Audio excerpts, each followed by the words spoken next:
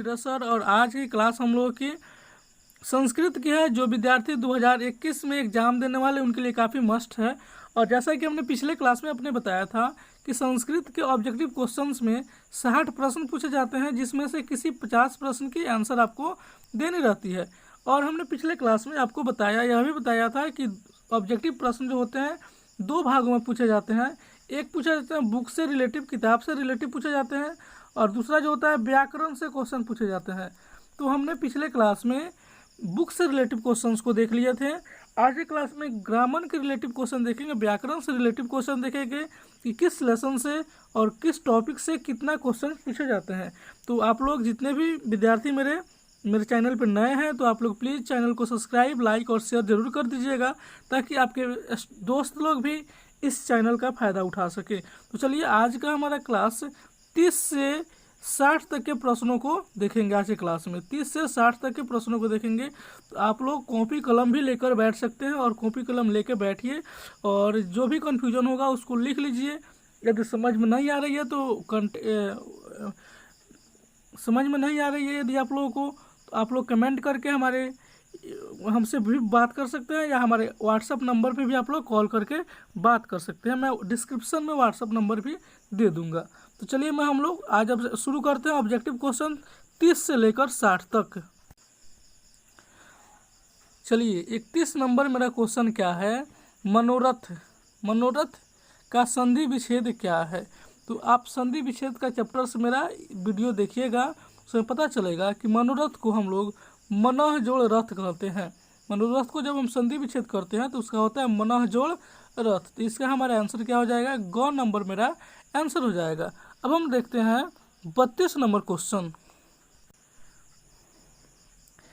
32 number question को हम लोग देखेंगे। 32 नंबर काफ़ी इंपॉर्टेंट क्वेश्चन है। 32 नंबर हमेशा एग्जाम में पूछा जाता है, महा प्लस इस की संधि क्या होगी। महा प्लस इस की संधि क्या होगी। तो आप लोग याद रखिएगा, महा प्लस इस यानी कि होता है महेश, यानी कि इसका आंसर क्या हो जाएगा, ग नंबर मेरा आंसर हो जाएगा। महा प्लस इस बराबर क्या होता है, महेश। 33 नंबर क्वेश्चन है, अ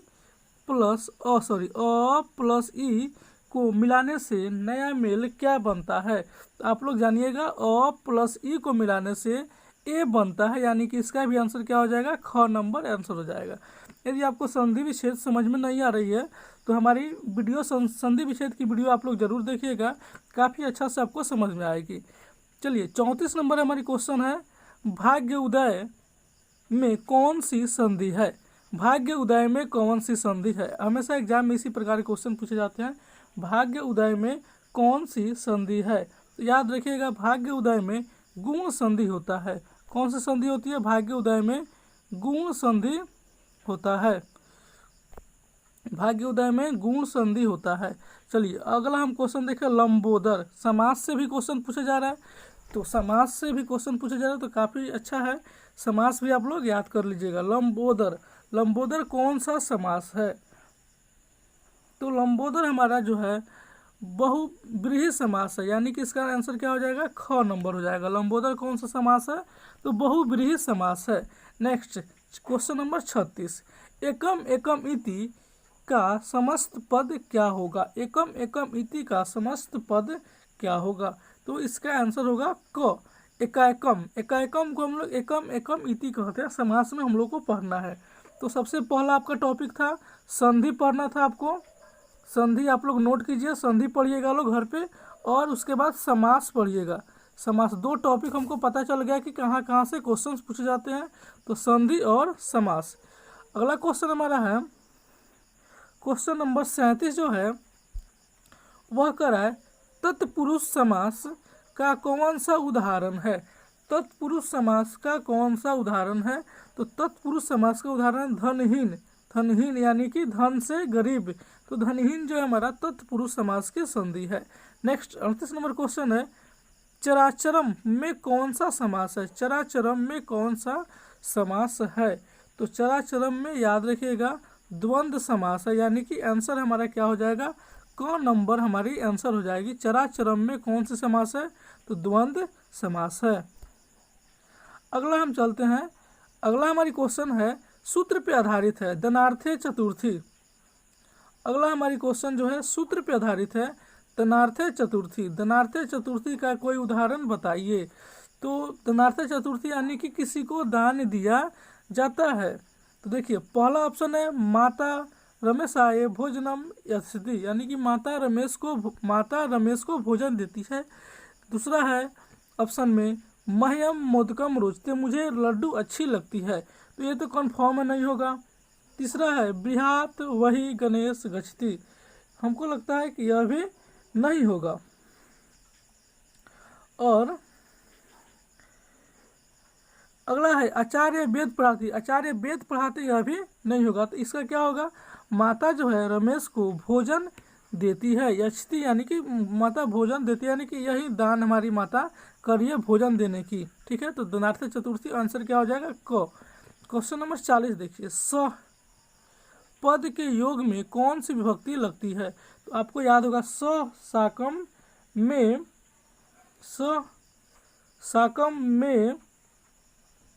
तृतीया विभक्ति लगती है, यानी कि साकम में तृतीया विभक्ति लगती है। यह फॉर्मूला है, सूत्र से भी क्वेश्चंस पूछे जाते हैं। तो 3 टॉपिक आपने नोट कर लिया, संधि, समास और सूत्र। अब देखिए हम 41 नंबर क्वेश्चन देख रहे हैं। 41 नंबर क्वेश्चन क्या कह रहा है हमारा,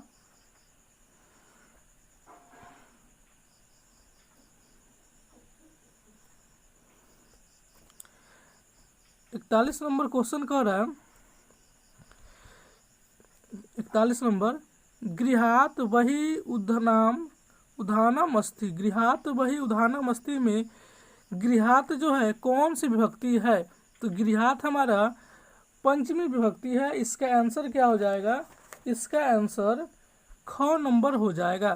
जैसे पंचमी बालक होता है तो बालक का पंचमी बालकात होता है, उसी प्रकार गृहात का पंचमी गृह का पंचमी गृहात होती है। 42 नंबर क्वेश्चन देखिए, अलम का मतलब होता है मत करो, कि अर्थ में कौन सी विभक्ति होगी, अलम में कौन सी विभक्ति होगी। तो इसका आंसर हो जाएगा तृतीया, यानी कि तृतीया विभक्ति में अलम आती है। नेक्स्ट 33 नंबर क्वेश्चन है, किस शब्द में परि उपसर्ग लगा है। किस शब्द में परि उपसर्ग। नेक्स्ट हमारा है उपसर्ग से क्वेश्चन पूछा जा रहा है, तो याद रखिएगा उपसर्ग किस शब्द में परि उपसर्ग है। तो किस शब्द में परि उपसर्ग है, तो आप लोग देखिए क्वेश्चन नंबर क में परिहार है, यही हमारा परि उपसर्ग से आता है। क्वेश्चन नंबर 44 हम देखेंगे। क्वेश्चन नंबर 44 काफी अच्छी है। प्रत्याश शब्द में कौन सा उपसर्ग लगा है। तो याद रखिएगा प्रत्याश में प्रति शब्द से प्रत्याश बना है, तो इसका आंसर हो जाएगा ग नंबर। अब हम अगले क्वेश्चन की तरफ बढ़ते हैं। अगला क्वेश्चन हमारा है 45। क्वेश्चन नंबर 45 देखिए, भू धातु के लोट लकार मध्यम पुरुष का एक वचन कौन सा होता है। तो याद रखिएगा भ होता है, भू का क्या होता है भ होता है, लोट लकार के मध्यम पुरुष के एक वचन में। 46 नंबर क्वेश्चन है, अलिखित किस लकार का है। अलिखित किस लकार का है, तो इसका आंसर हो जाएगा ख, लंग लकार का है। लंग लकार में जितने भी शब्द लिखे जाते हैं धातु रूप लिखे, तो सबके पहले अ लगाया जाता है, इसलिए अलिखित में लंग लकार होंगे। 47 नंबर क्वेश्चन देखिए, पचेत पचेत किस धातु का रूप है। पचेत किस धातु का रूप है, तो आंसर हो जाएगा क, पच धातु का रूप है पचेत। नेक्स्ट हम देखेंगे 48 नंबर क्वेश्चन। 48 नंबर, अक्रुवन में कौन सी धातु है। अक्रुवन में कौन सी धातु है, तो याद रखिए क्री धातु है, आंसर हो जाएगा ख नंबर।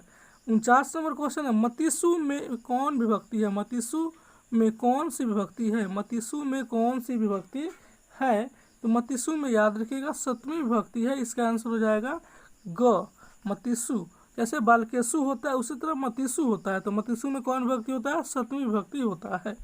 50 नंबर क्वेश्चन देखिए, भवत भवत किस धातु का किस शब्द का रूप है। भवत जो है किस शब्द का रूप है, तो भवत जो है भवत शब्द का ही रूप है, भवत शब्द का रूप है।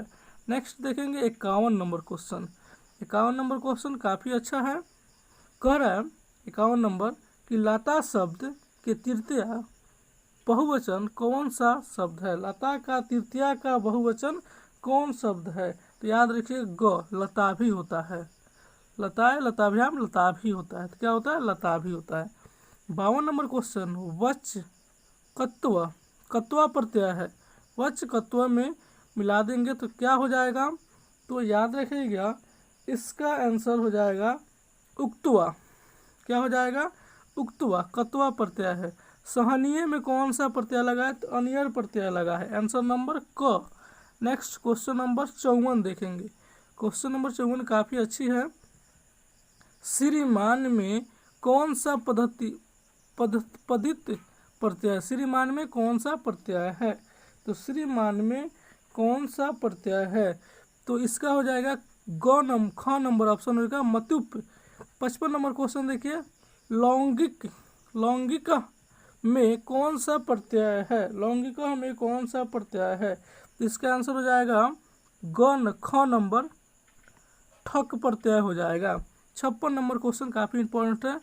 मित्र तल का निष्पन्न रूप क्या है, मित्र तल का निष्पन्न रूप क्या है। तो क्या हो जाएगा, मित्र तन का निष्पन्न रूप क्या है, तो मित्रता हो जाएगा। इसका आंसर हो जाएगा ख नंबर हो जाएगा मित्रता।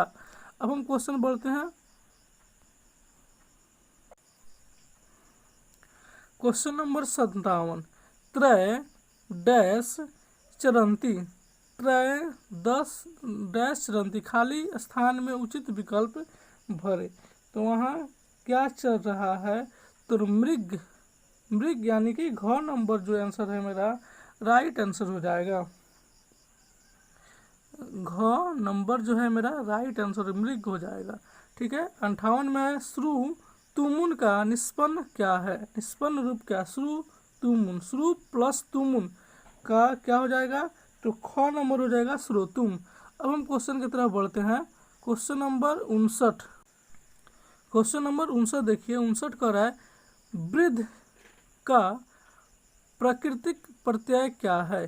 तो वृद्ध का प्राकृतिक प्रत्यय क्या है, तो हो जाएगा हमारा क नंबर आंसर वृद्ध प्लस वक्त। 60 नंबर क्वेश्चन काफ़ी भी यही है। शताब्दी कैसी समास है।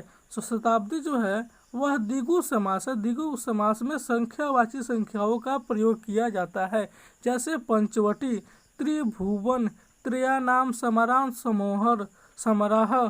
ठीक है। उसी तरह होता है शताब्दी जो होगी द्विगु समास होगी। तो ये थी हमारी ऑब्जेक्टिव 60 प्रश्न हो गई टोटल। तो आप लोग हमारी वीडियो के लास्ट तक बने रहिए, और बने रहने के लिए बहुत बहुत धन्यवाद। और आप लोग वीडियो को शेयर और लाइक ज़रूर कीजिए, और भी आगे हमारी क्लास करने के लिए हमारे चैनल को ज़रूर सब्सक्राइब कीजिएगा और शेयर ज़रूर कर दीजिएगा। आज के क्लास के लिए धन्यवाद।